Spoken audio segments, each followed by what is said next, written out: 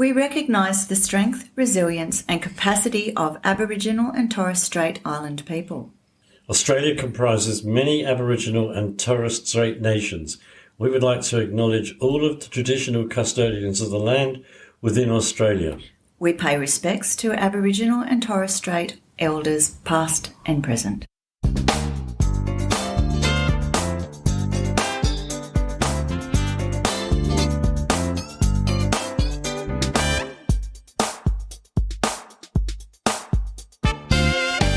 You were angry. What did I do? I don't know. You were just really cross with me because I changed the appointment, and I'm sure it must have felt like you being abandoned. That's what made me remember it, because that's exactly what it is. I've been abandoned again. I'm invisible. Nobody cares. Yeah. My therapist doesn't even care. And I'm paying her. And Yes, exactly. I'm paying for not being cared. Hello and welcome to the podcast. You're here today with Janine. And I'm Kevin. And today we're going to chat about... They've called it Recap. That's right. Whether it's a summary of us or podcasting, we've been doing this since August last year. Have we really? Yes, we have. I think this is the 24th one. I think it is. Yeah. So I thought it might be a good idea to recap, to talk about what's been happening, how's it been going. I guess what this podcast is actually about. So have you finished your coffee? I nearly landed all over the computer, but yeah, I have. I think we ought to know what it's about by now. That's what made me laugh. My motivation about doing the podcast was there's so much information out there. There's so much information around strategies around handling anxiety, anger, depression, around mental health and wellness. And yet I think with so much information, what that can do is actually make people more anxious, to feel like they need to have more information, and the more information they get, they feel like there's a lack of information that I have and I need to know more, and almost the amount of knowledge that's out there almost forces you to think that there's another strategy or another way to deal with what I'm not dealing with or should be dealing with. And so I didn't want to go down that pathway. Yeah, but you did. And No, I didn't. I see. Yeah, you didn't. That's right. My mistake. I made a mistake. How do we know that we're not just adding to that anxiety? Oh, look, we might be. Let's hope we're not. But my idea was that people remember things. And before there was the research, there was my experience of remembering things when people told me stories. Because when a story's told, you can relate to it, and there's a way that it's in context that you're able to embody. Yeah, that's what that means. That's how that strategy can be used. And so for me, it's all about the stories. And I felt like you and I had so many stories, Kevin. No. We don't. Yeah, yeah, we have our own stories. Yeah, definitely. Stories together. Yeah. Yeah. Well, our own individual stories, Yeah. but the stories together as well. Yeah. I mean, and you put up with me for a while in counselling. Yeah, it was interesting. It was what I needed. Yeah, I was not looking to go and see a therapist who wouldn't be in boots and all. And it's just different people do it different ways, and I understand that. I was looking for someone who was very much going to be there, and I was looking for someone who could handle me talking about childhood trauma. Yeah. Yeah, and that was you. Yeah. And that was many years ago. It was a long time ago. It was. Well, I got some shocks. Like in your nice office behind you, there was always a whiteboard, and you get up one day and start writing on it. I go, what the fuck's going on here? Weren't you used to somebody writing something on a board? Or Not your therapist, though. Your therapist needs to stay sitting there, opposite you. Oh, so you bought into all that crap. Oh, I don't know. I obviously did. I didn't. And then, no, you certainly didn't. And then one day standing up. What's going on? Come on, stand up. And I'm thinking, no, I didn't say no. I was thinking, no, I'm not standing up. What are we going to do? And I was very resistant.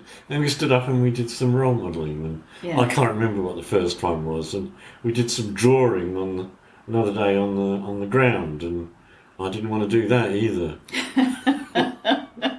And so that was my idea actually. One day we went for a walk. We did. Yeah. Yeah. And had our session while we were walking. My experience is that therapy can be used or, that sounds awful, done widely. I don't know how to say that any differently. But if I wanted to be creative, because I think that that's the way I've tackled my own problems creatively, and I think that if we're able to be creative with the people that we're with in a therapeutic relationship, then we're encouraging that as well. So it's modelling it. And the interesting thing, if you get your body up and moving, there's something in that that's very helpful or insightful, definitely. Even with the way the body won't move, or it's too hard to, or it's too confronting. Yeah. That's the stuff that's gold. Do you remember? I don't remember. It's to do with closeness. And you said, come on, let's stand up. So we stood up, facing each other. And I think you said that you were going to move towards me. And that was all you said. And then you moved towards me. And I went, "Hmm?" Yeah. And then you moved, I jumped back a little, then I put my hands up and stopped you. Yeah, because the whole part of the exercise was you were to say stop when I was close enough. In your comfort zone. Yeah. So it was just finding out if you could say stop, as you could, you had a clear direction to stay stop. Yeah. But the body has great information, like you're pulling back. Well, I didn't know any of that before. That was really a turning point for me. Yeah. Yeah, it was great. That my body knew my body knew what to do, basically. Yeah. Well, it knew what to do from its own training through traumatic relationships. Yeah, then I got to learn that I could do more than that. Yeah. Which is great. It's really, really good. And I was thinking when you were talking that into that small room underneath where we're currently sitting, I brought all of me. Yeah. I came in there. Yeah, you did. I sure did. I came in there in rage and terror and misery and hiding, refusing to be there, basically. Yeah. Which is incredibly brave, because you were feeling all of those things and yet you still came. So there was a part of you that wanted to recover, was very adult, and was looking after those other parts that were in terror and frightened and enraged. So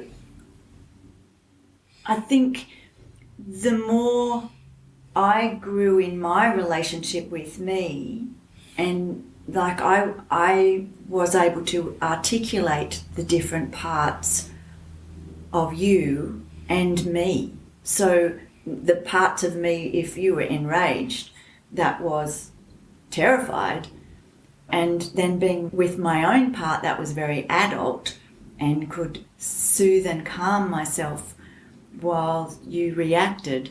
And it's just learning for both of us to be very adult. Yeah. And then to learn to be very playful as well once we learn to be safe or create safety. We're not doing the recap. Well, it is. It's recapping where we came from. Yeah, that's true. That's what we agreed to do. That's right. We had this conversation before we started. We did. Yeah. And I said to Kevin that one of the things that I thought was great about when he would come to counselling is I saw him as a challenge.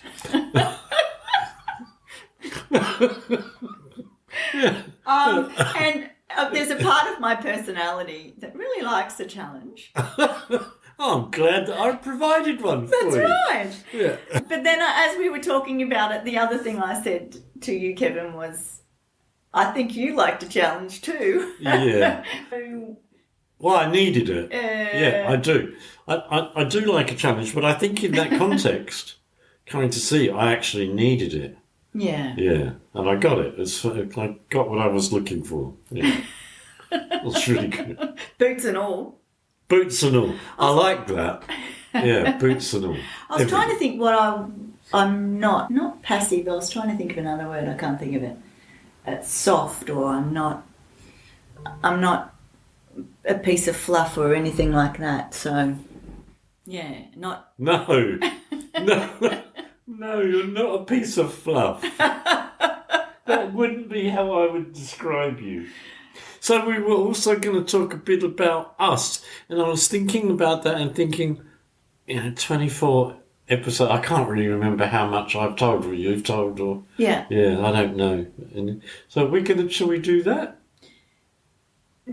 So I came to see you. That's what I came to see you because I wanted someone who could deal with childhood trauma, but I didn't know what had actually happened to me. That sounds weird, doesn't it? I was in denial about it, so I buried it. Yeah. I buried it under decades, and then on top of that, I'd put 23 years of drug use to bury it even further, and I had a whole family of origin which helped me bury it, and had very kindly or unkindly said, "This is your role inside the family," which was I was the keeper of our emotions and the scapegoat for anything that happened. I'm just hearing the layers of complexity in your story straight away. So that's the therapist in me. But also, I parallel that in my own stories, thinking about that we're never just one person. And I think about the layers. When I think about my own neurodiversity, I think about some trauma that I've experienced. Oh, see, I struggle with that. I've just minimised it. Childhood trauma. Then I think about the generational transmission of addictions and poverty that happen through the layers, and all of that impacts. Yeah. So we also talked about, before we started the podcast, about people that would be here with us, and you mentioned your grandma, and I mentioned Neil, and who was very dear to me. And just for clarification, that would be like our spiritual ancestors, or yes, well, not an ancestor. Support, yeah. My grandmother would be my spiritual ancestor, but I was young and troubled. So that's why I came here. That's what I was saying, because I was troubled, and I was convinced that it was a little bit of trouble that had happened in my childhood, which is not funny really, but it's funny now. Yeah. It wasn't funny then. So I thought I was coming here to, having found you, and then I was going to tell you about how my mum used to lock me in the coal shed and how that eventuated and what that did to me. And that would allow me in my recovery from addiction to carry on. To be able to be more fully me, because I felt that was holding me up. And what actually happened, and continues to happen, is that I came and saw you, and it was like I brought a hamper in with me, one of those wire hampers, the cane hampers. It was like I brought that in with me and said, "There's all my trauma, it's in there, but it's only a little bit, so I'll just open it up a bit and show you, and we can talk about it." And you just ripped it up and said, "No, you have to look at the whole lot." And there was a lot more than I knew. It was time for me to look at it, so that was how I got to meet you. I guess one layer opens another. It did. Another. Oh, God, it did. Yeah. And one of the things around that has worked really well with our relationship is, as you were working on your trauma, I was understanding myself more and where I'd come back on my own trauma. And so it becomes a relationship that is growing for both of us. It wasn't always great, though. It was. No, it wasn't. It doesn't mean it wasn't reactionary. It was definitely reactionary. Sometimes those things are necessary. Necessary for growth or change or whatever. That's the thing I was going to tell the people out there who are listening, our listeners. The tricky stuff around a counselling session is its setup.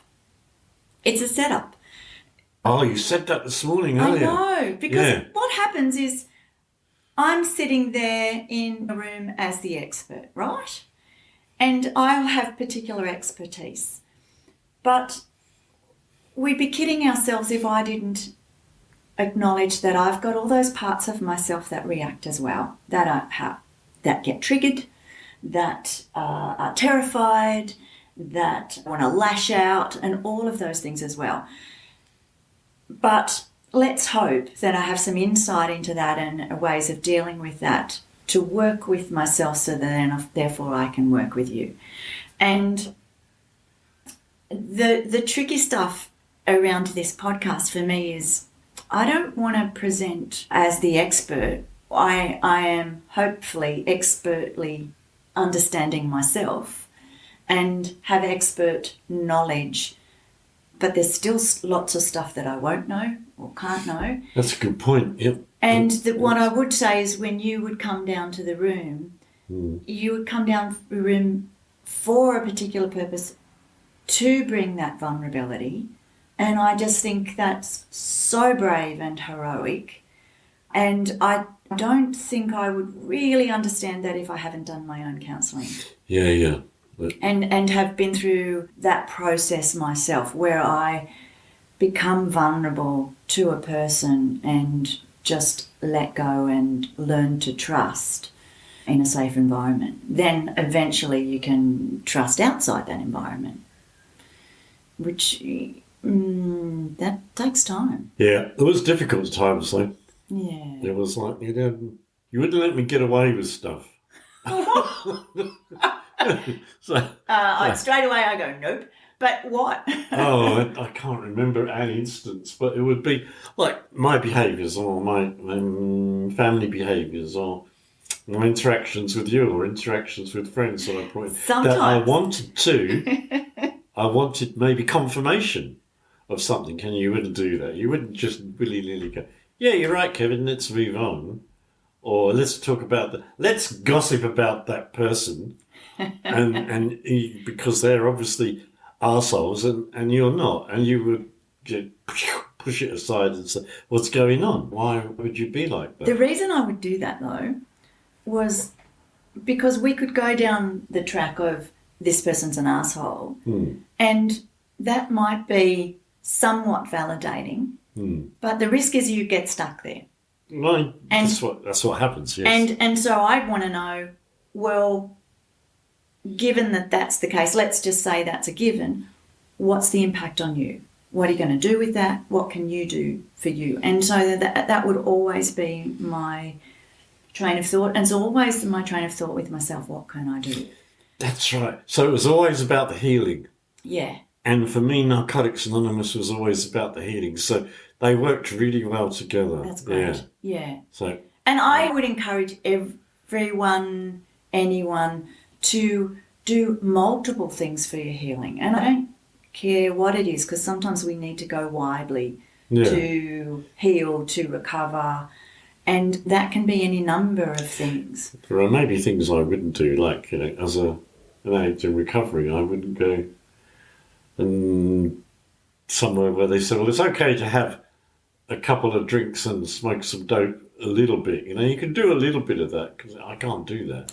It'd be crazy. That would be absolutely insane for me. So healing is a very indivial thing. Yeah. Yeah. So that's why I don't like to be prescriptive as well. Yeah, because that's a big word. Okay. One thing I was going to say is, so that the listeners can understand a little bit more around the counselling process, sometimes you would go, I'm going to leave. That's right. And I'd go, we're done. Yeah. We're done. Yes. And I'd go, no, stay. No, stay. Just stay. You can stay. No, I'm going to go. And you'd threaten. I'm going to walk out the door, and I said, just take a moment. Oh my God, I'd forgotten all about that. So many times. Did I? You'd have a hissy fit. Oh, I did not.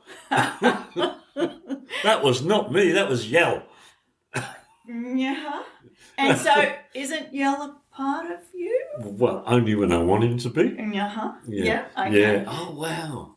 Yeah. Well, actually, that's true when you want him to be, but sometimes Yell had a bit more control of you back then than you. I can remember end of one session, and we usually make an appointment, and often, it's like we forget, and then anyway, we were you were making an appointment, so you're going through the days that were possible and the times, and I'm going no, so I don't want an appointment. I'll think about it later or something like that. Really? Yeah. And then there'd be other times I'd say, well, when you're ready, you just contact me. And I think that pissed you off as well. It did. It's not behaving as I wanted you to. I don't know why I thought that was going to happen. Yeah. And then, but, then there's all the experience that I got out of it and the insight that I got out, and, the being able to continue my journey of healing because I... That would be my doorbell. That would be the dog. That would be a good time to stop.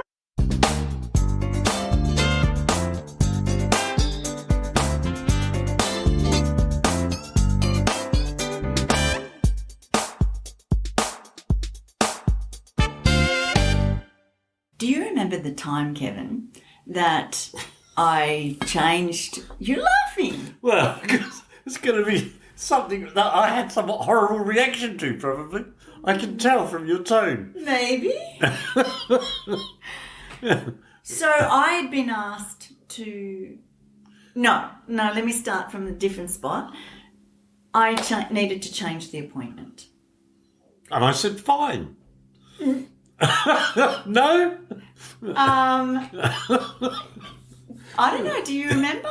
I needed to change the appointment. It was many years ago. I think I will remember, but I don't right now. And we'd had an appointment on the Friday, I think it was. And then I said, I can't make it because I've been asked to do this other thing, and so I need to change your appointment. And I'd changed quite a few people. I'm remembering it. And you were angry. What did I do?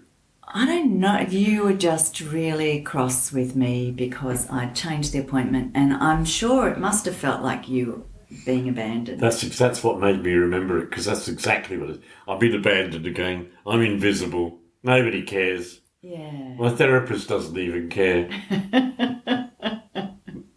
And I'm paying her.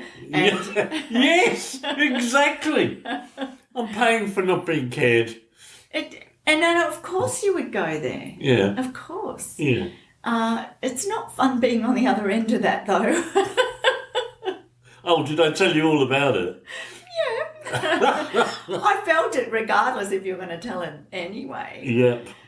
Yeah, I think I got a text message with a few... Oh, I could find them. Beliefs around what you thought I was actually saying about you. And I remember. It's tricky because I had been asked last minute to fill in a training role for, I think there was 100 people or something, and I needed to change the appointment. Yeah. Even if it was for changing an appointment for a dentist, whatever. It doesn't matter. It can occur. And I think at that stage, the tricky stuff was you hadn't learned to negotiate.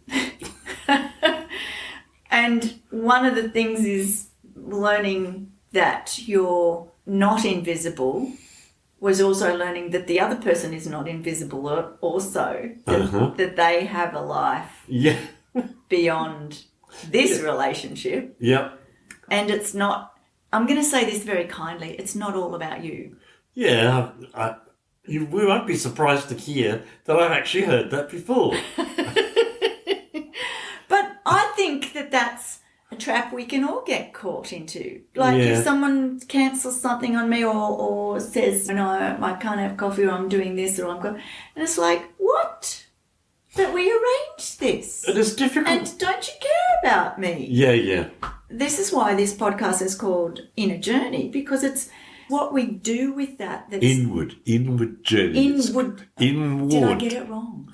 He said, I don't know, it doesn't matter, go on. But those bits, those things are also really good. Well, they were good for me. I assume they're good for other people because I felt safe enough to actually say, what the fuck's going on? Oh, I think it was really important that you did. And then later to be able to see that behaviour for what it was. You called it negotiating. Yeah. Yeah, so to see that behaviour for what it was and to work out how to change it, what suited me. Well, and to recognise it when it's coming again. Yeah. At me. Yeah. Oh, yeah, that's right. So I experienced it coming at me, but what's actually happening, it's coming at you. And so it was really important for me not to take it personally. And that's a whole journey as well. You talked about that recently when someone was cross with you about something. Well, it was from my point of view, it was important. It was minor, but it was important to stand up for myself. Yeah. And to do it as calmly and as gently as possible. It was with a friend. Yeah. Yeah. And they exploded all over me. Literally, with food in their mouths. Oh, okay. I'm going to say that, this is not going to sound good. There is an intimacy about being that safe person where someone can get angry. Now, I'm not talking about the person who explodes all the time and over everybody. That's not cool. It's not safe. It's not regulated or any of those things. But to release what you're feeling and thinking, what it offers is a privileged position for the other person. Well, that is not an excuse to be cruel or to dance all over someone. Yeah, I know what you're saying. You hear what I... Yeah. Well, you are in a privileged position. That's what you're saying. Yeah. Some people don't want to show their anger, but what happens is it goes internally and they're angry anyway.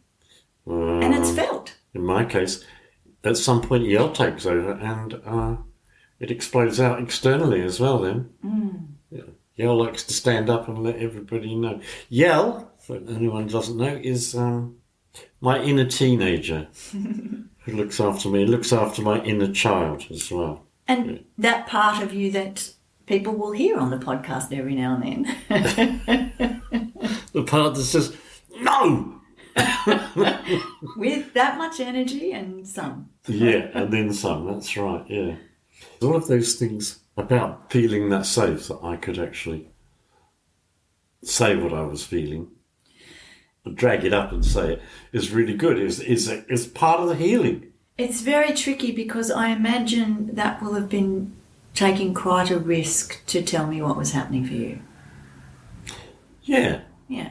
Yeah. And I can imagine trying to do it with other people, and I wouldn't. I would back into an old behaviour and try and manipulate to try and find out if they really like me or something like that. I don't know. There'll be all kinds of things I might do. Or I could go, fuck you, and I'm never going to talk to you again. Yeah. That's a common one. Yeah, which is not very helpful. Yeah. Yeah. Yeah. I keep thinking about the parts of myself when you were angry that would want to run and hide.